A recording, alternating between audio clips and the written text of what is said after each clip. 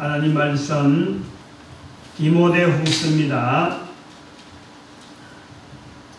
디모데후서 4장 5절 말씀, 한 절. 디모데후서 4장 5절 말씀 다 같이 합독합니다. 시작. 그러나 너는 모든 일에 근신하여 고난을 받으며 전도인의 일을 하며 내 직무를 다하라. 아멘. 이렇습니다. 성령님을 통해서, 성경 말씀을 통해서 우리에게 들려주는 이 음성을 통해서 하나님의 자녀된 놀라운 시간, 깨닫는 시간, 복된 시간, 능력으로 하나님 앞에 응답하는 시간 되도록 성령님 주관하여 주시옵시고 깨닫게 해주시고 함께하여 주시옵소서. 감사하고 예수님의 이름으로 기도드립니다. 아멘.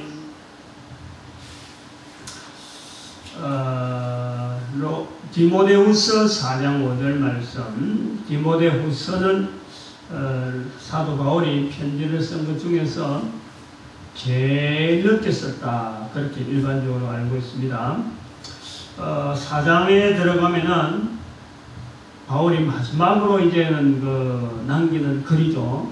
디모데후서도 마지막 글이지만 그 중에서 마지막 부분, 마지막 편지에서 마지막 부분 4장 부분을 보는데, 4장 부분에는 여러 사람들의 이름을 쭉 이야기를 거론합니다. 많이 거론해요. 그 안부도 전합니다. 그러나 이 여러 사람의 안부를 편지에 글 쓰는 것하고 비교가 되는 것이 로마서 16장이에요. 로마서 16장에는 35명의 사람 이름을 쫙 이야기하고 그 주변에 많은 사람들이 있다. 그리고 너희들을 위해서 기도하고 있다. 로마를 향해서 기도하고 있다 하고 안부를 전하는 그런 힘이 있어 보입니다. 응? 아주 이 복음 전하는 것에 대해서 힘이 있어 보이고, 모든 사람들이 너희들을 위해서 지금 기도하고 있고 보십하고 있고 이렇게 힘이 있는데, 이 디모데후서에는 마지막 그리듯이 좀 힘이 없어요. 그리고 10명 정도 남짓 나오는 사람들의 이름이 부정적입니다. 뭐 다 그런 건 아닌데, 남아있는 사람 누가만 남아있다 그러고 다들 같대. 10절 16절 가보면 다 떠났다. 응? 나는 10절에 가보면 데마가 세상을 사랑하여 나를 버리고, 16절에 가보면 다 나를 버렸다. 16절에 다 떠났다. 그러니까 로마서를 기록할 때는 그때는 이제 복음을 전할 때 막 힘이 있을 적에 2차 전도 여행을 하고 막 전도지 막 다니면서 막 전할 때고, 지금 여기 디모데후서 4장을 기록할 때는 로마에서 이제 감옥에서 마지막 시행을 준비하는 늙은 사도 바울, 그걸 다 떠났다는 거예요. 11절 보니까 누가만 남았다. 그리고 20절에 가보니까 같이 다니던 드로비모는 병들었다. 이 병들고 떠나고 하는 이런 그 느낌이 드는 그 현장입니다. 즉 상황이 옳지 않아요. 다시 말하면 편안히 다닐 수 있는 그런 상황이 아니고 붙잡혀 있고, 오늘 5절 보니까 모든 일에 근신하여 고난을 받으며, 고난을 받는다는 자기 이야기. 내가 지금 고난을 받고 있는데 지금 상황이라는. 그런데 이제 마지막에 하는 말로, 또 마지막에 편지를 쓰는 내용에서 디모데, 저희가 우리 목사라 그러잖아요. 목사 디모데라 하잖아요. 전도하는 사도 바울에게서 전도를 받아서 세워지는 목사에 아마 1호라 할지라도 아마 디모데를 목사 1호라 하지 않겠느냐. 목사라 부를 때 우리가 제일 근거를 어디다 둘까? 아마 성경의 목사적인 모양은 디모데라라고 말할 정도로 이 인정을 해석을 그래 하는 거예요. 너희에게 이야기하는데, 때를 얻든지 못 얻든지, 4장이제 때를 얻든지 못 얻든지 이 복음의 말씀을 전파하라.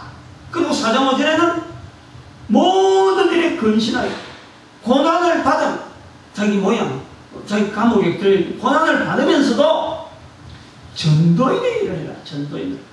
그러면서 내 직무를 다하라. 직무를 다하라. 이 목사라는 직무를 다하라.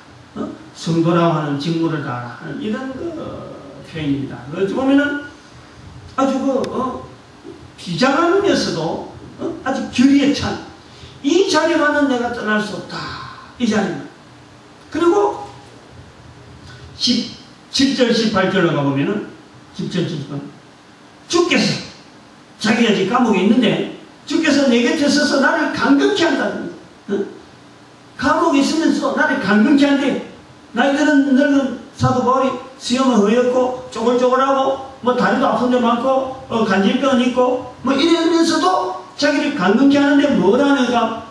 나로 말미암아 전도의 말씀이 온전히 전파되어 이방인으로 듣게 한다. 감옥에 있으면서 큰 소리 치는 거예요. 전도의 말씀이 이방인으로 온전히 듣게 만드는 그를 자기를 쓰신대. 감옥에 있으면서. 18절 보니까 주께서 나를 모든 악한 일에서 건드려 그리고 그의 천국에 들어가도록 구원하시니 그의 천국. 감옥에 있으면서 바라보는 것이 가야 될 곳은 감옥에는 못 나오는 데인데 들어가는 곳을 바라보고 있는 거예요. 가야 되는 곳을 바라보는 천국에 그의 천국에 들어가도록 나를 구원하겠다. 감옥에서 나를 해방시키겠다. 예수의 몸에서 나를 해방시키겠다. 아니고 그의 천국에 들어가도록 나를 구원하겠다. 이런 확신을 가지고 있는 겁니다.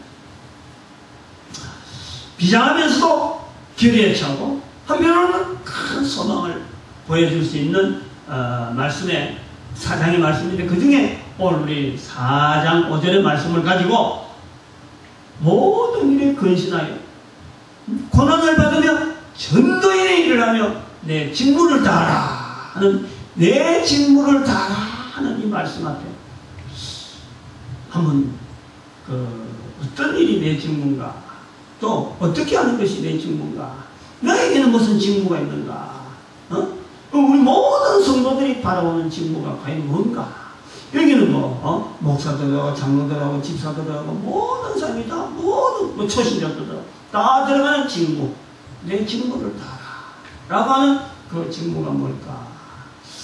근데 여기 뻔한데 이게 옛날에 기록된 2000년 전에 기록된 말씀이 그 말씀이 오늘 내 말씀이 되고 2000년 전에 기록된 상황이 그때 상황이 내 상황으로 되기 위한 하나의 제가 어떤 상황 어떤 동일한 어떤 상황 동일한 말씀으로서 내 말씀으로 받아들이기 위해서 제가 예화를 좀 길게 아마 할 것 같아요. 내용은 뻔하니까 내 직무를 다하라. 그 다음에 나올 건 뻔합니다. 근데 그 뻔하다고 하는 그 일들이 지금 오늘 우리 사회에서 즉 교회 안에서 어떻게 지금 실제로 나타나고 있는가 하는 거예요. 우리 교회에 출석을 하던 나이 많은 집사님 부부가 있었습니다. 한때 우리 교회를 출석했었어요. 남자 집사님이 전기기술자였고 직장에 들어갈 나이가 이제는 지나가지고 집에서 지냅니다. 우리 두 부부가 우리 교회 출석을 잘했어요. 한 2년 전에 잘하다가 2년 전에 그 상가 4층에 이제 지금 우리 5층에 예배당이고 4층에 한 170평을 구입할 때 그때 구입한다 그래갖고 구입하고 난 뒤에 이제 그런 여러 가지 과정을 지낸 중에 저한테 와서 교회를 옮기겠다 그래요. 왜 그러냐 하고 이제 물어보니까 그 당시 이제 교회 일꾼이 거의 없는 시기였어요. 2008년도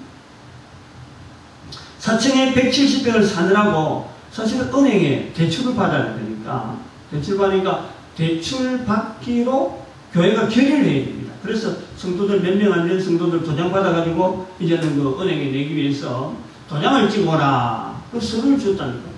근데 그 서류 도장은 안 찍고 도장 찍지 않고 이제 교회를 옮기겠다라는 거예요. 응? 도장 안 찍고. 그럼 도장은 미루더라고 도장 찍는 거예요. 그 내가 불렀어요. 왜 집사님 도장 안 찍고 그래 있으니까 하니까 뭐 하는 거는 나중에 찾아와서는 저한테 교회를 옮기겠다 그랬어요. 이 이야기를 들어보니까 그래요. 포항에 있는 아들이 집을 샀는데 그 아들의 집 산게 바로 그 시점이다. 집을 샀는데 그 명의를 그 여자 집사님 이름으로 명의를 돌립니다. 근데 이제 교회에서 성도도 많이 없는데 170개라는 지금 집에 4층에 사놓고 돈을 뭐 1억이나 1억 7천이나 지금 빌리려고 하고 있는 그런 층이 되니까 자기가 도장을 찍으면은 아들 집 자기 부인이 이제 도장을 찍으니까 그 도장 찍었기 때문에 혹시 자기 아들 집이 뭐 사고가 생기지 않을까 문제가 생기지 않을까 부당한 무슨 영향을 미쳐가지고 집이 날리는 게 아닌가 요것 때문에 옮긴대. 그래서 내가 부담이 돼서 도무지 못 있겠다. 솔직하게 그런 이야기야. 부담이 돼서. 그때는 그 교회가 그때 한참 전도를 막 강조하고 이러니까 저는 생각을 그랬어요. 막 전도를 막 강조하니까 그때 그 전에 벌써 장로 과정이 떠났거든. 전도 시킨다고. 청년들도 다 떠나버렸다고. 그러니까 이제 속으로 나는 생각에 이분이 내가 자꾸 전도를 강조하고 다른 사람들 떠나고 막 이러니까 이 목사한테 차마 전도 못한다 말은 못하고 막 이런데 핑계를 대서 그러는 것 같다. 깊게 생각하고 이야기하는 액면들은 이야기는 이야기고 쏘면 쏘기다 하고 그냥 흘려보냈어. 근데 이제 어제 이제 요즘은 그 집사님이 우리 교회 다시 옵니다. 교회로 오는 게 아니고 일하러 오는 거죠. 이웃교회 나가는데 놔두고 제가 제안을 했습니다. 기술자니까 전기술자니까 우리가 지금 전기 한참 손봐야 될 게 많으니까 오다 가다가 교회 와서 전기를 하시라. 그럼 우리가 20만원 주겠다. 한 달에 20만원 주겠다. 몇 시에 출근해라 몇 시 가라 말없고 일 보고 하면은 그래 하시고 일거리는 항상 있으니까 그래 하시라. 그러니까 좋다 그러면서 부담된다고. 첫 달은 20만원 받더만 요즘 10만원 받는다고 꼬박꼬박 받아. 수시로 들락날락합니다. 수시로. 어제는 조그만 컨셉트 하나 만들어갖고 그거 달아보겠다고 만들어놨는데 비가 오고 하니까 할 만이 안 나가지고 그래 물건만 갖다 놓고 가겠다 하면서 왔는데 앉아서 이야기가 하루 종일 전화 한 통화 때문에 온 집안이 생난리가 났대요. 이제 그분 집사님 이야기는 생쇼가 났대. 생쇼. 그렇게 표현해. 생쇼. 뭐냐 이러니까 말이지. 그 부인 집사가 10시 반 정도에 전화를 한 통화 받았는데 우청이다 그러면서 전화를 받았는데 이 전화 받은 처음에는 상대방 입건대로 막 대답하다가 그 다음에는 9번 눌려라 해서 9번 눌려라니까 처음에 여자가 받다가 나중에 남자가 받더래. 그래갖고 이야기를 한참 하다가 막 전화를 끊어버리래 상대가. 그러니까 이쪽하고 너무 통화가 안 되니까 그렇겠죠. 통화 내용이. 그러니까 이제 상대방이 끊어버리니까 우측으로 가면서 열심히 전화 받다가 상대가 끊어버리니까 이쪽이 이상해 하는 거야. 그래가지고 평택에 있는 아들한테 전화를 했대. 둘째 아들한테. 이런 전화가 왔는데 어찌됐는 그 이상한 전화다. 당장에 말이죠. 그 통장에 잔고가 혹시 문제가 있는지 모르니까 빨리 확인해봐라. 아들도 막 그래 시키는 거야. 그러니까 어제 비 오는데 은행에 통장은 통장대로 전부 다 꺼내가지고 그 전부 현금 다 찾아가지고 집에 갖다 놨고 아들은 또 아들은 앉아가고 집에 앉아가고 인터넷으로 그 평택에서 인터넷으로 검색해가고 그 잔고가 빠져나갔는지 다른 데 빠져나갔는지 그거 확인 안 하고 온 식구들이 생쇼를 했다니 말 그대로 생쇼를 했다니. 그때가 오후 4시쯤 돼서 왔는데 그 10시 반부터 그때까지 밥을 안 먹다는 게 점심을 점심을 안 먹고 그렇게 보냈다. 그러니까 가만히 간추를 보니까 내 생각은 그래요. 들으면서 생각해. 분명히 보이스피싱 전화는 받는데 피해를 본 데까지는 가지 않았는데 그걸 들고 은행에 가서 부자를 물린다든지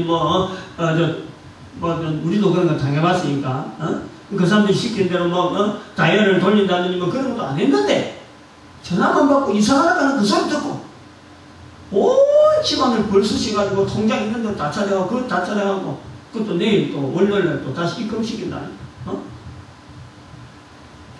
현금을 집에 다 놨는데 저는 입을 다물고 이야기만 듣습니다. 그래서 속으로 내가 외칩니다. 피해도 보지 않은 전화 한 통화에 통장에 있는 돈 없는 돈 끌어모아서 현금하는데 점심도 안 먹고 막 그래요. 설치고 다니고 그 비 오는데 왔다 갔다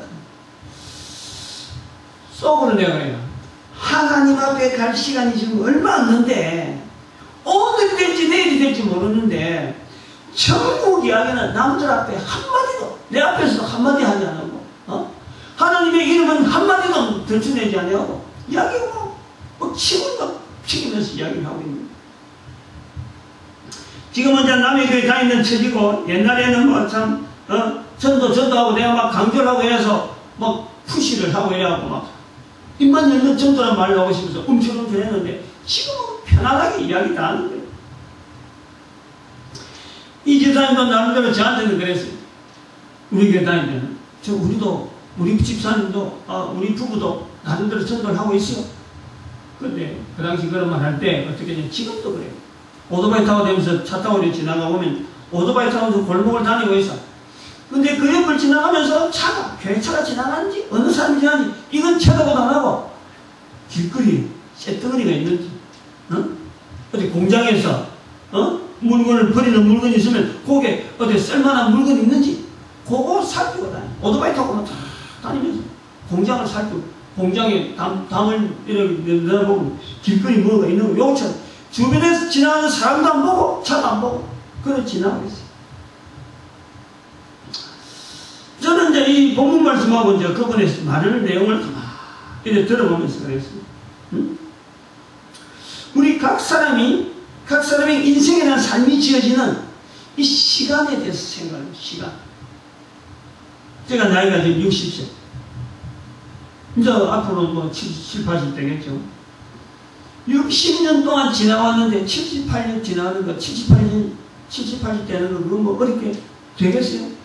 60년 동안 지나왔는데 앞으로 20년, 길어봐야 20년, 그 3분의 1 정도 지나가는 이거는 아무것도 아니에요. 근데 말이요, 나이를 많이 먹었다고 보내는 시간의 내용, 젊었다고 보내는 시간의 내용, 이게 차이가 있는가? 이게 청년의 때는 힘도 좋고 판단력에 있어서 어떤 일이든 효과적이고 어떤 일이 실제적이고 문제가 되는지 판단에 있어서 계산도 팍팍 나옵니다. 나이가 들어서 깜빡깜빡해요. 깜빡깜빡. 조그만 일에도 놀라긴 놀랍니다. 또 한 얘기 또 하기도 또 해요. 금방 돌아서면 똑같은 이야기 반복하니 나이 들어서 하는 일. 근데 나이는 내가 먹는 것이고 내 생활의 효율이 떨어지는 것은 나만의 변화되는 환경일 뿐이지 60년의 세월을 지나보면 시간은 언제나 동일했어요.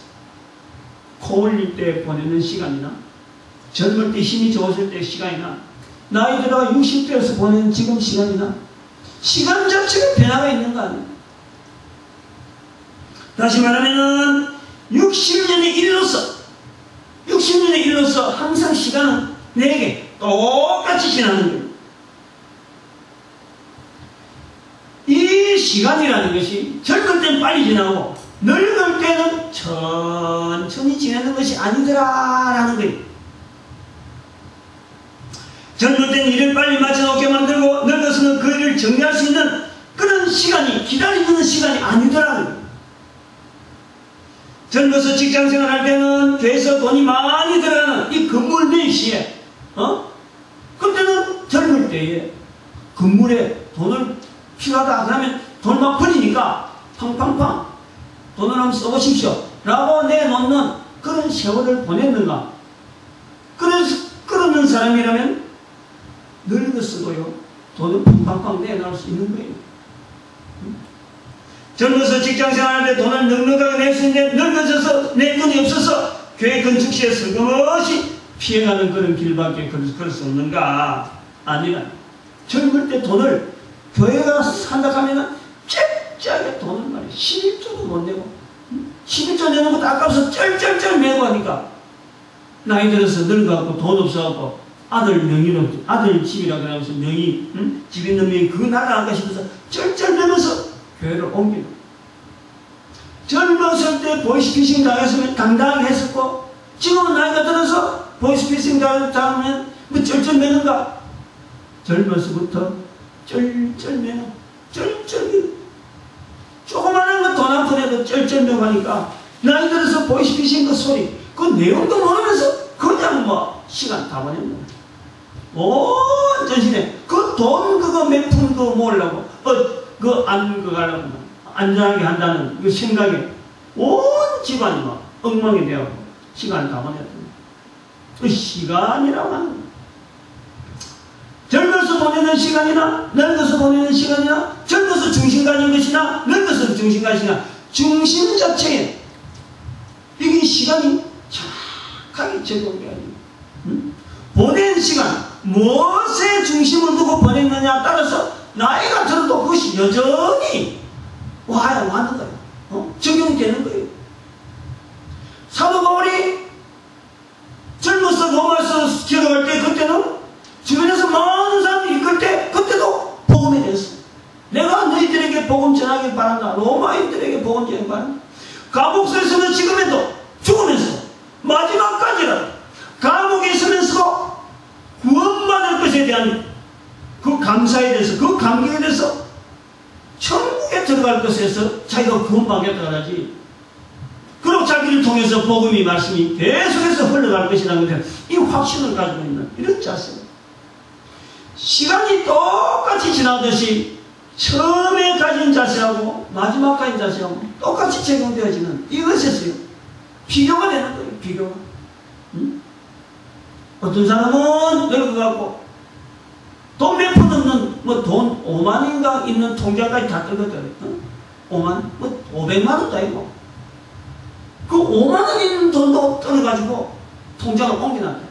아니 그거 하려고 5만원 6만원 찾아가고 보이스피싱 하는 사람들이 그런 하겠어요 저 지금? 그렇게 전화를 하다가 상대가 워낙에 답답하게 말하니까 상대방이 먼저 말을 끊은 것 같아요. 얼마나 답답하게 이야기했으면 말이에요. 응? 그 보이스피싱하고 사기친 그 사람까지도 전화를 끊는 거예요. 그런 입장은 생각도 안 하고 전화 받았다 하는 것 때문에 말이에요. 돈 5만원 있는 까지 통장 다 떨었다. 응?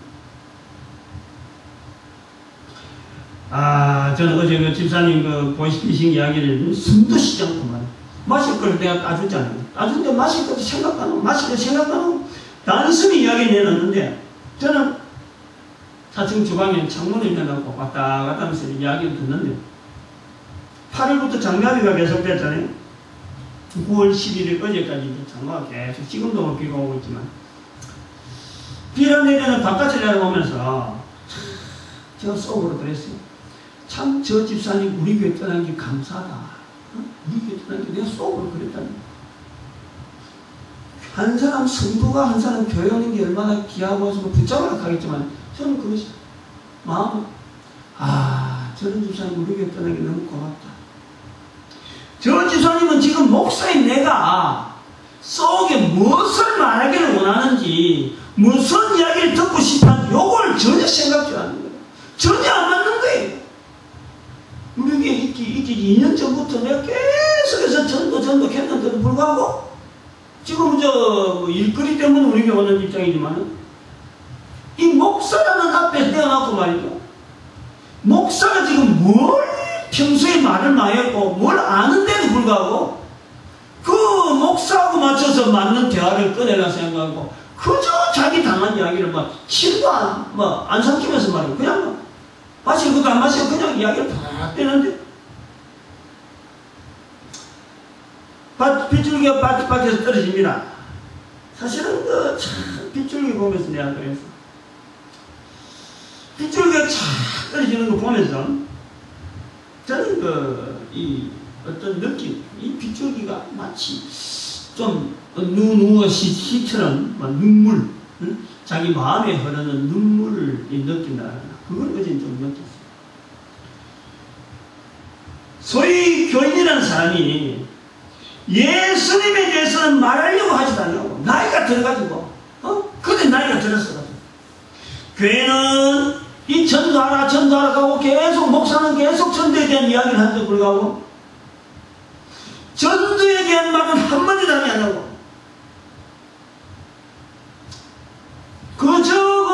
앞에서 있던 그 돈 한 푼도 안 떼인 그거, 그거 어떡하든지 뭐 통장에 오겠다는 그런 이야기, 보다 싸는 이야기, 돈 때문에 아들 그 돈, 집 그거 뭐 안전하게 하려고 교회까지 옮겼던 사람이, 지금 또 앞에서 돈 5만원, 6만원 있는 그 통장 옮기는 그런 이야기를 지금 힘을 줘서 이야기를 하고 있는 거 보면서 어떤 그 빗줄기 속에서요, 빗줄기 속인데 저 속을 뚫고 나가는, 하나의, 우산을 쓰든지 어쩌든 간에, 이 빗줄기라고 하는 이 문화, 지금의 교회 문화, 성도는 전도를 하지 않냐고, 교회는 전도도 하지 않냐고, 오늘날 이 전도에서 교회가 전혀 어떤 대책도 없고 힘도 없이 그냥 뭐 뒤로 물러서고 있는데, 그걸 지금 어떻게든 전도하는 문화를 만들어 보겠다고, 전도하는 성도들에게 전도하는 복을 누리게 하겠다고,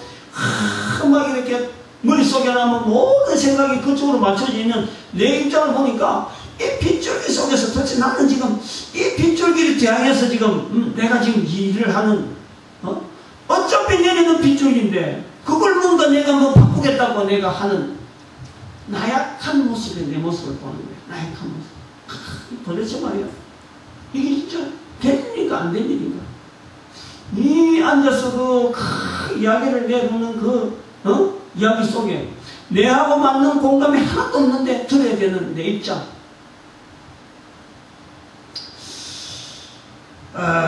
참 생각을 많이 했습니다.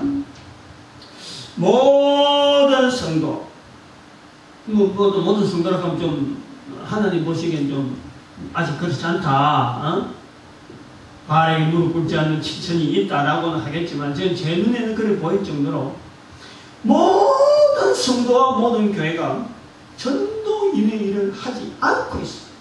전도인의 일. 모든 교회 문화가 전도의 직무에서 지금 떠나 있다고 보는 내 입장인 거예요. 그러니까 그 빗줄기를 보면서 참 너무 무거운 거예요.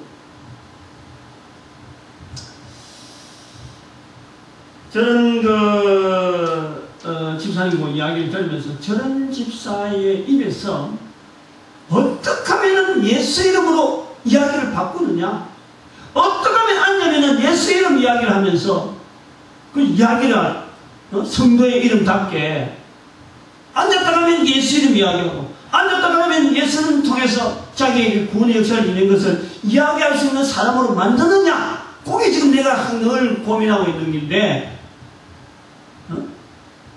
그런 고민하는 목사 앞에서 말이에요, 저렇게 전혀 이야기 맞지 않는 그런 그 소리를 내가 들으니까 참 안타깝다. 근데 이제 그 집사 이야기가 한풀 끊기는 거예요. 끊기면서 딴 이야기를 하는데, 처음에 내가 워낙 대답하고 그냥 밖에만 쳐다보고 한 번씩 예 그렇습니까 이래 이야기만 하고 하니까 자기도 이제 좀 멋쩍어지는 거지. 그 이제 또 다른 대화를 돌리기 이게 또 가관이. 그 이웃교회 목사님의 안부를 이제 전하는데 화제를 돌리는 거예요.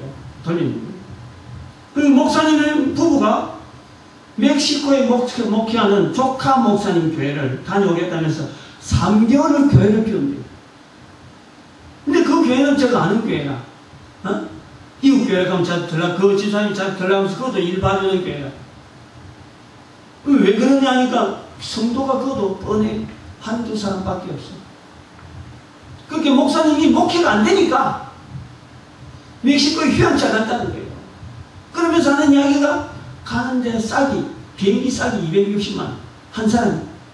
그러면 왕복이 그렇겠죠.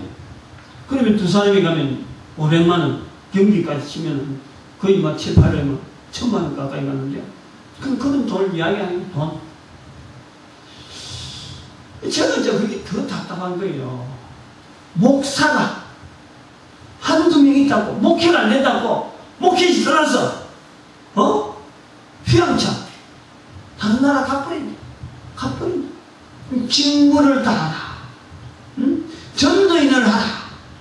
고난을 받아라. 모든 일에 근신해라. 이 본문 말씀하고 하나도 맞아가지 않는 그래서 이 집사님 이야기를 자기 이야기를 하는 게 나아, 다른 교회 목사 이야기하는 게 나아. 알고 보니까 오늘 오니까 본문 말씀 보니까 4장 4절 그 길을 지를 위해서 돌이켜 허탄한 이야기를 쫓는 거야. 허탄한 이야기, 고물, 길거리 버린 것, 쇠조각, 그거만 쫓아가는. 교회가 돈이 필요하다 할 때 돈 안 끼워주는 것도 아까워서, 돈 안 끼워도 겁이 나서 그만 또 교회를 피해버려. 그래서 참 헤어진 뒤에도 저한테 빨리 좀 보내야 되니까 얼른 좀 살살 이렇게 붙들어서 이야기 살살 방향 돌려서 이제 빨리 보냈습니다만, 가고 난 뒤에도 제가 창문 밖에서 내리는 비를 한참 쳐다봤어요. 한참 마음이 찹찹. 저 빗줄기 속에서 어떤 비를 뚫고 나가는 하나의 모습이랄까요? 안 그러면 비를 맞으면서 가야 되는 어떤 길이 있다면, 즉 다시 말하면 이 교회 문화라고 하는 것이 전도 안 하는 성도, 전도하는 교회 모습. 전도에 대해서 말을 꺼내면 성도도 다 도망가요. 장로 같은 거 도망가고 청년들 도망가고 다 간다는 거예요. 간다는 것이 내가 그렇게 추정해 딱 내 앞에서 그런 이야기 해준 거예요. 나는 전도 이렇게 강하게 시킨 데는 있지 않고 싶다. 그래서 간다는 거예요. 청년들도 전도 때문에 같이 가게 거기까지 들어타는. 참 생각을 많이 하고 오랫동안 내다봤어요. 오랫동안. 오늘 본문 말씀에 내 직무를 다하라. 그래도 여전히 말씀하시는, 여전히 이 말씀이 힘이 있어야 되는데 제가 지금 힘이 좀 빠진, 내 직무를 다하라 하고 큰 소리 치면서 이야기를 해야 되는데, 큰 소리 치는 것을 맞장구 쳐서 들을 반짝반짝한 눈이 없는 거예요 지금.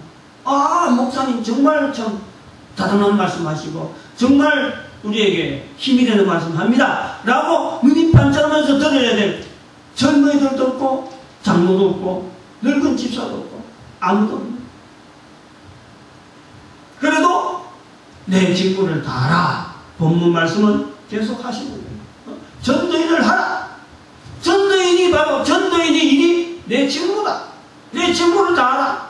전도인의 일은 고난을 받는 일이다. 전도인의 일은 근신한, 모든 일에 근신하는 것이다. 직무다. 우리에게 주어진 직무.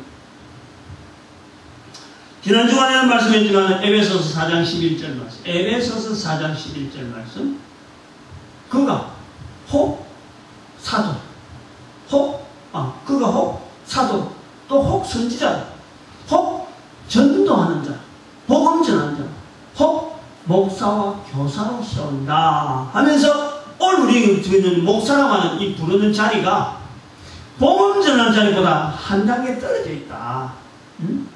우리가 나가는 방향이 복음 전하는 자의 자리로 나아가야 된다 할 때 똑같은 글을 썼던 사도 바울이, 에베소 글을 썼던 그 사도 바울이 오늘 우리에게 전도인의 일을 하라. 목사라. 지금 디모데 목사의 전도인의 일을 하라. 내 직무를 다하라. 한 단계 높은 과정을 우리에게 요구를 하고 있습니다. 근데 우리는 지금 목사라.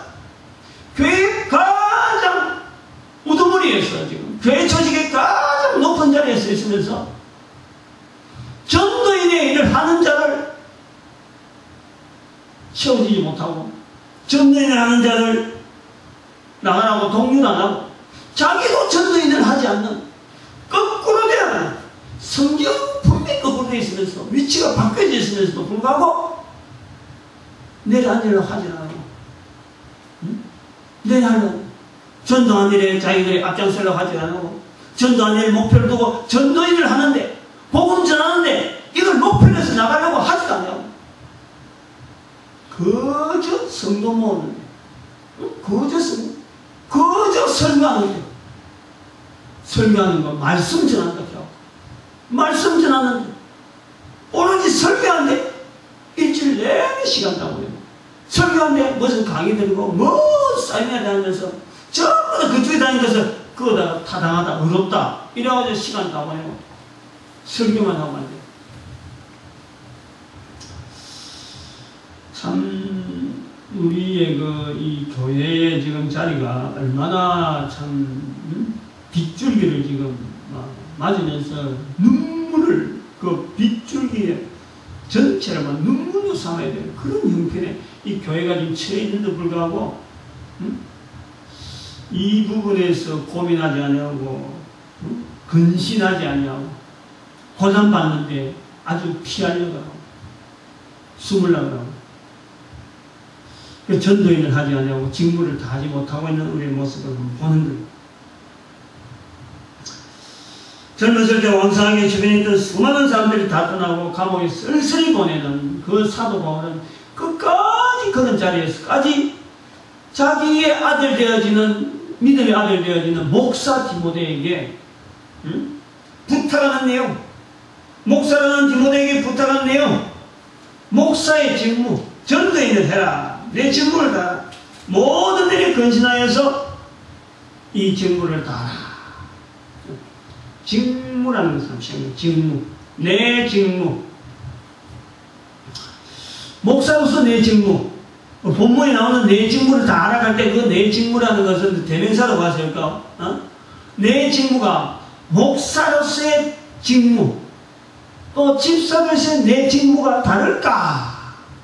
오늘 본문에 나오는 내 직무를 다 알아 하는 이것을 대명사로 딱 해하고 내 직무라는 것이 교회 안에서 목사에게 하는 내 직무와 집사에게 요구하는 직무와 다른 장로에게 요구하는 그 직무가 다른 일일까? 다른 일일까? 다시 말하면 목사에게는 전도인의 일이고 목사 맞는 사람들에게는 전도인이 아니고 다른 일인가? 뭐냐 말이에요. 내 직무를 다 알아. 목사에게만 한 일인가? 장로에게는 아닌가? 내 직무가 뭔가? 또 다른 걸로 하면은 500년 전에만 해도요. 500년 전에만 해도 종교개혁 이전에는 적어도 종교개혁 이전에는 1517년 종교개혁 이전에는 목사라는 말이 잘 없었어요. 목사라는 직무를 잘 안 썼다는 거예요. 그런 때에는 이 전도인의 일이 이 내 직무라는 것이 다들 누가 이것을 들어야 되는 말인가? 누구에게 하는 말인가? 사도 바울을 통해서 오늘 우리에게 전달되어야 되는 전도인의 일을 하라. 내 직무를 다하라. 누구에게 주어진 직무인가? 이 직무라는 것이 내 직무라고 하는 이 직무가 시대에 따라서 달라진다든지 환경에 따라 달라진다든지 그 받는 사람에 따라 달라진다든지 문화에 따라 달라지니 그 달라지는 내 직무인가? 아주 중요한 부분이죠. 내 직무는 달라지는 것이 아닙니다. 내 직무는 누가 들어도 누구에게든지 이 말씀을 듣는 자에게 동일한 내 직무에 그것이 바로 전도인이. 내 직무는 그 성경에 뭐 다른 것을 연결해서 쓰는 게 바로 앞에 있는 거예요. 바로 앞에 있는 거예요. 전도인의 일을 하면 내 직무를 다하라. 전도인의 일은 모든 듣는 자들이 집사, 장로, 목사 그리고 시대적으로 500년 전, 1000년 전, 1500년 전, 2000년 전 할 것 없이 모든 사람에게 모든 문화에게 다 적용되어지는 전도인의 일이 이 내 직무를 다할 수밖에 없는 것은 모든 일이 근신하고 고난을 받으며 모든 일이 근신하며 고난을 받으면서라도 감옥에 들어가면서라도 주어지는 직책이 사회에서 어떤 일을 하더라도 어떤 대우를 받더라도 박사가 되든지 의사가 되든지 무슨 일을 하든지 간에 주어지는 일은 내 직무가 전도인이에요. 전도인이 여기 시대에 따라서 바뀌고 포장되고 해도 되는 게 아니에요. 지금 이게 너무 그럴싸하게 변화되었고 전도인의 일을 아무도 지금 하는 사람이 없어. 나서는 사람이 없어. 아무도 가면 좀 미안하지만 하나님이 숨겨주신 7,000인에 대한 것은 또 예외를 두고 눈에 보이는 게 그렇다는 거예요. 그래서 이 전도인의 일을 이제 교회가 특별히 목사가 좀 해야 되겠는데, 지금 디모데 그 목사라고 해서 이 일에 말이요, 앞장서 눈을 들이켜 먼저 눈 뜰 사람이 목사밖에 없어요. 왜냐면 항상 성경 말씀 보고 설교를 하고 다른 성도에게 알려주니까 성도 보고 하는 건 이미 늦은 거예요. 목사가 이미 다뤘어야 되는 거예요. 목사가 성경 말씀을 보고 있으니까, 또 이걸 전해야 되는 입장에 있으니까, 그래서 목사가 우선 이것을 지금 지대로 전도인을 해야 된다 보는 거예요. 지금 디모데 목사에게 하는 걸로 보고, 그러면은 목사가 전도인을 할 때는 크게 두 가지에서 벗어나야 돼요. 목사가 전도인을 하는 지금의 입장에서, 지금의 목사가 전도인의 일을 하려면은, 즉 네 직무를 다하려고 하면 반드시 벗어나야 될 것 하나는 설교하는 것이 전도라고 보면 안 되는 거예요. 설교하는 것이 내 직무를 다하는 걸 보면 큰 오산이라는 거예요. 이거 아니에요. 그러면 두 번째는 교회 안에 있는 사람에게만 이야기하려 하지 말아요. 교회 밖에 있는 사람, 교회 오지 않는 사람들, 그 사람들 어떻게 포용할까? 그 사람들 어떻게 내가 그 사람들 앞에 예수 이름을 전할까? 라는 것에 대한 관심을 항상 가져야 되는 거예요. 오늘 여기 본문에 사도 바울도 이야기했습니다. 4장 17절에 전도의 말씀이 온전히 전파되어 이방인으로 듣게 하려 하심이니 이스라엘 밖에 감옥이 있더라도 교회 안에서 목사로서 있지만은 항상 교회 밖에 있는 성도 많이 모으려고 하는 것이 아니라, 교회 밖에 있는 사람 교회 오게 하는 것이 아니라 그들에게 예수 전도의 말씀이 전파되도록 원하는 이런 자세가 목사에게 아주 필요해요. 바꿔요. 완전히 바꿔요. 만나 책이나 끼고 앉아갖고 성경책 끼고 앉아갖고 있으면 거룩한 척하고 신방이나 다니고 주어진 시간에 설교 준비하느라고 맨날 주워가고 이거 자료들 정리하느라고 일주일 내내 하고 주일날 설교하면 하는 게 끝나면 목사가 할 일이 아니야. 전도인의 일이 아니야. 내 직무가 아니라. 그런 중에 일부가 있지만 그보다 더한 밖에 더 말씀을 듣지 못하는 수많은 자들이 있는데, 목사가 지금까지 목회를 하면서 훈련받은 그 헌령 가지고 설교 준비하면서 몇몇 사람 관찰하고 있나기보다도 밖에서 들어야 될 사람 훨씬 많이 있어요. 훨씬. 교회 밖 우주 만물의 모든 피조물이 창조된 하나님한테는 이 전도인이 우주 만물 인간으로서 죄 없는 사람이 없는 만큼 모든 인간들이 바로 우리를 통해서 하나님 말씀을 듣는 이 목사를 통해서, 하나님 말씀을 연구한다는 이 목사를 통해서, 적어도 목사 디모데에게 전도인이 주어진다면 이 전도인을 가지고 모든 사람이 죄인인 만큼 우리는 교회 안에 있는 사람만 생각하고 교회 밖에 있는 자들에게도 내가 전도의 말씀을 17절 4장 17절 전도의 말씀이 온전히 전파되고 막 확산되는 게 온전히 전파되는 건 막 자꾸 말하는 거예요. 자꾸 알린다는 거예요. 그래서 예수 그리스도에서 죄용서 받는 인간 이러한 확신을 자기 스스로 할 수 있도록 말이야. 예수 외에는 절대 죄용서 받을 수 없다라는 이 내용을 연결할 수 없고, 모든 인간들이 죄인인데 오직 죄용서 받는 건 예수밖에 없다는 이 엄청난 접목의 과정에 내가 쓰임받는, 그래서 참 이방인에게 복음이 전파되는데 내가 쓰임받는다. 그럴 때에 17절 같은 데가 보면은 내가 사자일에서 건져왔느니라. 사자일에서 악한 사탄 사자가 지금 우리를 삼키려고 하고 있는데 그것을 건져를 받는 우리의 그 현장이 말이요, 이미 목사들에게 주어졌다 보는 겁니다. 어쩌면요, 이거는 혼자서라도 이런 말을 해야 된다.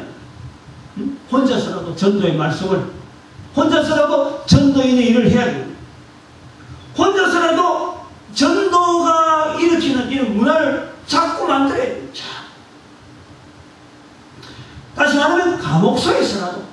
목사라도 사도 바울이 이런 소망을 가지고 외칠 수 있는 그런 어떤 자기 자신에 대한 내가 하나님 앞에 쓰임 받는다. 나를 하여금 하나님이 나를 강건케 한다. 10절처럼 주께서 내 곁에 서서 나를 강건케 하시고 있다.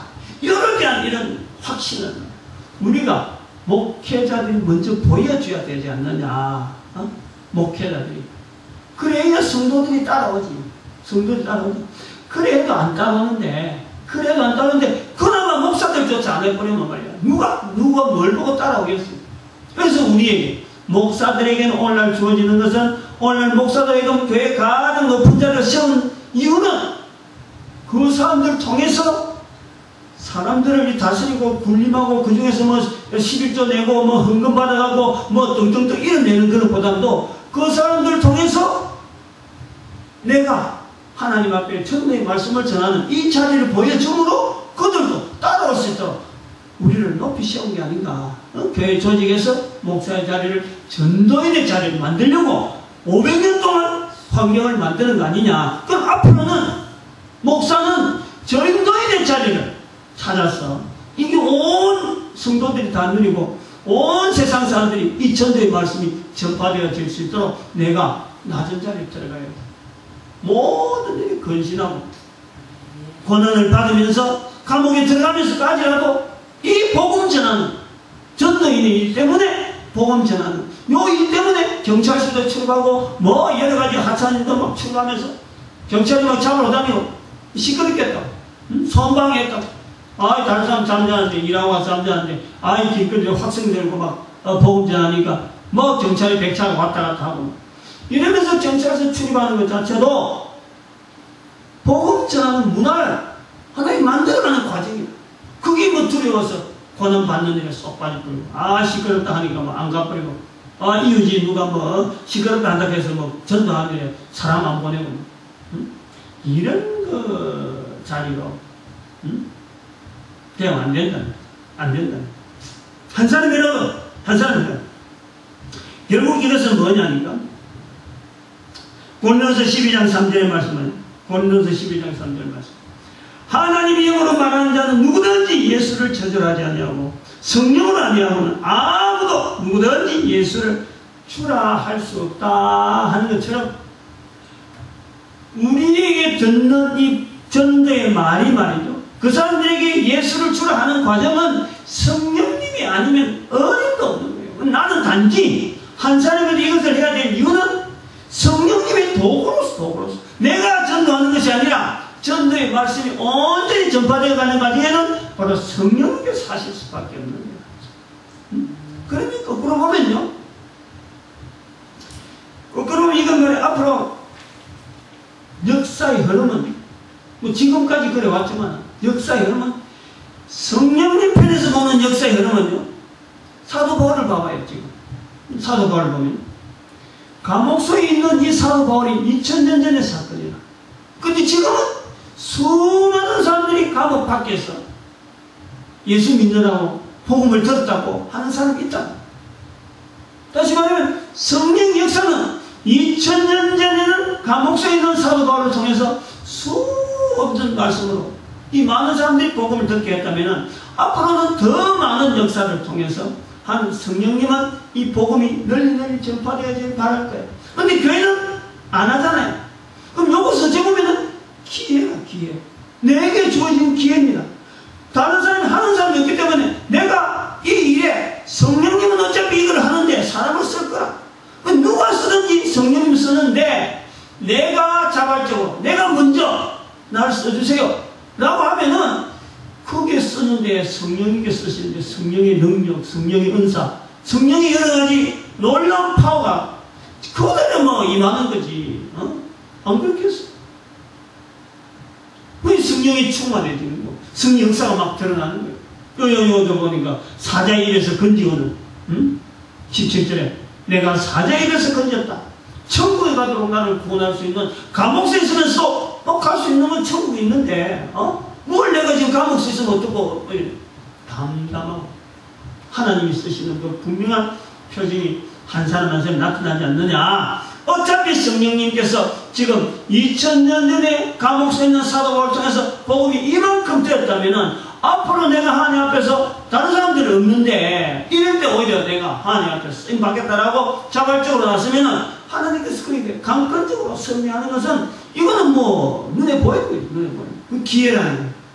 다른 사람이 쓰임 받지 않을 때 내가 한번 자발적으로 쓰임 받자. 그러면 뭐 성령께서 어차피 누구에게 저도 줄 건데 그건 뭐 누가 내가 해보겠다 할 때 니 안 돼 라고 할 건 없어. 안 그러겠지. 어차피 하나님이 주시는 건데 하나님이 하시는 거고 사람이 하는 것 같으면 실수가 있고 잘못이 있고 이거 되겠나 싶지만 성령님이 하시는 건데 어차피 가는 건데 내가 얼마나 높이 쓰임 받겠느냐. 응? 좀 기회죠, 기회. 우리가 이걸 한번 생각해 봅니다. 참 2006년도 6월부터 우리 교회가 이 전도훈련 강화를 아주 뭐 그냥으로 방향을 싹 돌렸죠. 2006년 6월 7월 2006년 2월부터 시작해가지고 좀 분위기 조금 잡아가지고 6월 7월부터는 교회가 뭐 공식적으로 예배 현장에 있는 모든 것을 다 그쪽으로 막 하고 오후에 되면 막 주일 막 보내고 하는 훈련 막 보내고 현장으로 막 보내고 막 성도들 다 보냈어요. 다 보내고 그때가 6월 7월에 계산 시행되는데 그렇게 하고 나서 또 2006년도 11월부터 구미 전도대학 해가지고 막 다른 교회 성도들 모아가지고 막 전도하러 막 보내고 이랬는데 2006년도 11월쯤 되면서 우리 그 청년들이 빠져나오고 있어요. 그리고 2007년 2월 안전버리죠. 장로원관이 식구들 나갔더니 그러니까 아까 2008년 10월쯤 돼서 그 집사 부부가 내한테 이야기하고 나가는 거예요. 그리고 2006년도 11월 구미 전도대학을 운영하면서 1기, 2기, 3기 1기 53명, 2기 42명, 3기 10명 105명 왔다가 지금 2010년 현재 복음전도학교라고 이름을 바꾸면서 지금 운영되는 게 두서너 명 지금 출입을 하고 있는 거예요. 그냥 이 두세 명이 되든지 뭐 우리 성도가 다 따뜻한 아니에요. 제가 볼 때는 그래요. 아까도 말씀했지만 이런 상황 자체, 일어나는 자체가 교회가 전도를 하지 않는다는 거예요. 성도가 전도를 하지 않는다는 거예요. 다시 말하면 전도 문화가 없다는 거예요. 전도한다는 게 너무 생소하고 너무 어설프라는 거예요. 이 전도를 이렇게 해서 되느냐 안 되느냐 그만 모르니까 전부 다 그만 스르륵 빠져버려요. 전부 다 빠져버려요. 다 도망가버려요. 그래갖고 나중에 사도 바울은 감옥에서 천국에 갈 것을 구원받는다 그랬는데 천국을 전해야 될 사람이 천국을 안 전하고 다른 교회에 슬슬 빠져나가면 나중에 어디로 가는 구원을 받을지는 나는 모르겠어요. 한번 본인들이 한번 진중히 한번 생각해 봐야 돼요. 천국을 전해야 될 사람들이 천국을 안 전하고 다른 교회를 가버리고 전도한다는 것 때문에 다른 교회 가버리면 이 나중에 구원받을 때 도대체 어떤 구원을 받으려고 그렇게 빠지는 이해가 못해요. 그러나 한편으로는 또 이렇게 전도 문화가 없는 데에 어떻게 하든지 전도 문화를 채워보겠다 할 때 하나님께서 가만히 두겠느냐 이게. 가만히 절대 가만히 두지 않습니다. 절대. 저는 그 생각할 때 제가 뭐 전도에 대해서 뭐 특별히 생각하고 성경 해석하는데 뭐 특별한 어떤 거 있었다. 뭐 내가 뭐 특별히 준비됐다. 이러는 건 없어요. 근데 요렇게 전도에 대해서 조금 다른 사람들이 전도하는데 내한테 푸시하기를 안 된다. 왜 그래 하느냐 하고 막 안 해야 할 때도 이러면 해야 됩니다 라고 전도를 계속 밀어붙이니까 결국 하나님께서 내한테 성령님의 역사함이 눈에 보이더라고요. 보여지는 거예요. 어떻게 해서 나를 쓰시는지 이게 보여진다는 거예요. 이 사도 바울이 감옥소에서 있으면서도 큰 소리 치는 이유를 어느 정도 알 것 같아요.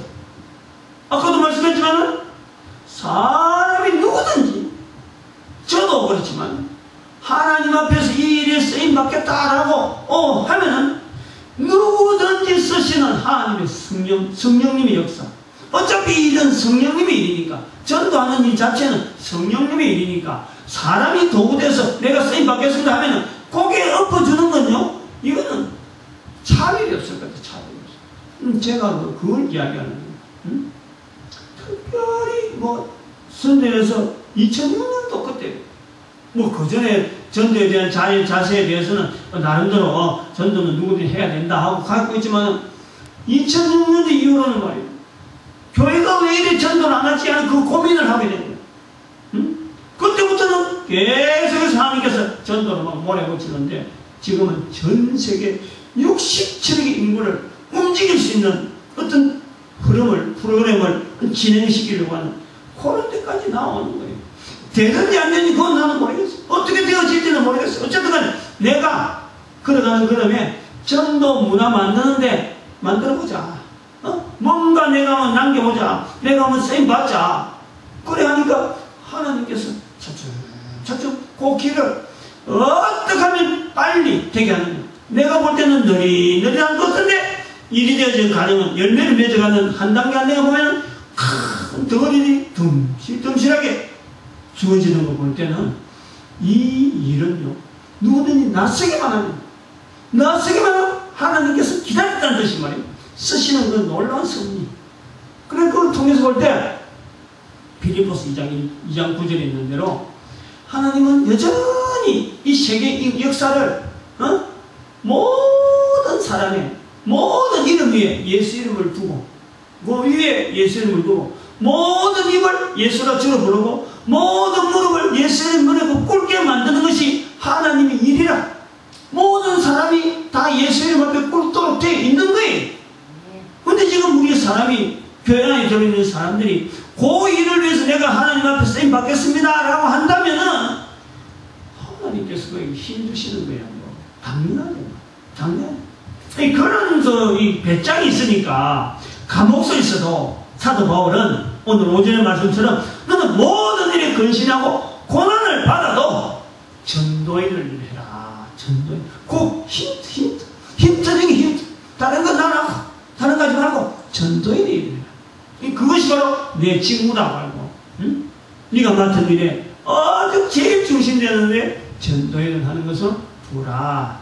오늘날 1517년 종교개혁 이후에 목사라는 자리가 지금의 자리에까지 어마어마한 자리에 올라 있습니다. 사회 어디라도 목사라고 하면 다 알아주는 자리. 그러나 우리는 이런 자리를 이용해서 오히려 낮아지는 자리로 내려가는 시기를 삼아요. 그것이 다시 한번 종교개혁이 일으키고 이래는 전도인의 자리로서 목사가 주어지는 자리. 디모데에게 사도 바울을 통해서 말씀하시지만 디모데에게 주어진 것이 목사로서 주어진다고 보면 바로 전도인이라고 합니다. 가장 높은 자리, 교만한 자리에 올라있는 이 목사의 자리. 사실은 아닌데 혹은 사도로서 혹은 선자로서 혹은 복음 전하는 자로서 혹은 목사와 교사 정말 낮은 자리에 있던 자리가 이게 뭐요? 가장 높은 자리에 올랐는데 이 자리를 이제 우리는 다 내놓고 오히려 장로들에게 이 권한을 주고 주고 목사는 전도인의 자리를 내려간다 그러면은 하나님께서 낮아지는 자를 높여주시는 약한 자를 강하게 만드시는 하나님의 섭리가 목사들에게 있지 않겠느냐. 이 제2의 종교개혁 1517년이 지난 지금 500년 지난 지금에서 우리가 다시 종교개혁을 일으키려면 바로 목사들이 낮아지는 전도인의 자리를 하는 것을 우리가 한번 기획을 해볼 수 있다. 구상을 해볼 수 있다. 또 그러고 이것은 가능한 일이다. 왜냐하면 성령님이 하신 일이니까 가능한 일이다. 그리고 모든 교회가 당연히 해야 될 일이고 이것이 오늘날 우리에게 있는 하나의 교회의 방향이 되지 않겠느냐 그렇게 보고 있어서 말씀을 듣고 순종하는 자에게 놀라운 은혜가 함께 하시기 바랍니다.